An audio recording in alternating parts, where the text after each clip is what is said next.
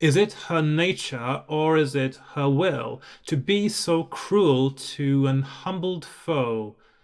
If nature, then she may it mend with skill; if will, then she at will may will forgo.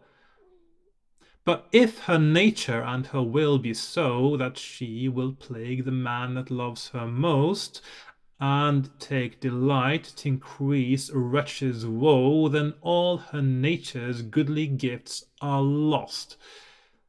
And that same glorious beauty's idle boast is but a bait such wretches to beguile, as being long in her love's tempest tost, she means at last to make her piteous spoil.